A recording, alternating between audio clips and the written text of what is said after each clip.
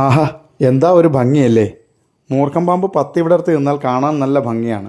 ഇതിന് സർപ്പസൗന്ദര്യം എന്നൊക്കെയാണ് നമ്മൾ പറയുന്നത്. മൂർഖം പാമ്പ് പത്തി വിടർത്തി നിൽക്കുമ്പോൾ കാണുന്നൊരു ഭംഗി മറ്റൊരു പാമ്പുകളിൽ നമുക്ക് കാണാൻ സാധിക്കില്ല. സുഹൃത്തുക്കളെ, ഞാൻ രാജേഷ് തിരുവാമന. ഇത് ശ്രീകാര്യത്താണ്.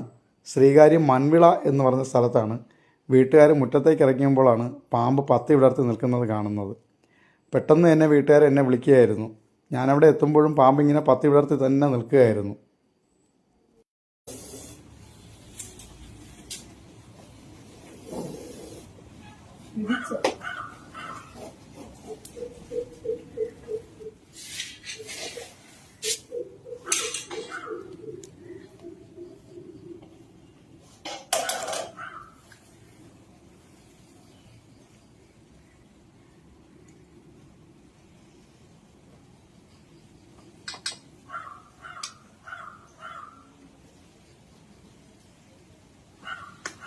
വെഞ്ഞാറമൂടെന്ന് പറയുമ്പോൾ ഒരുപാട് താമസിക്കുമെന്ന് വിചാരിച്ചു.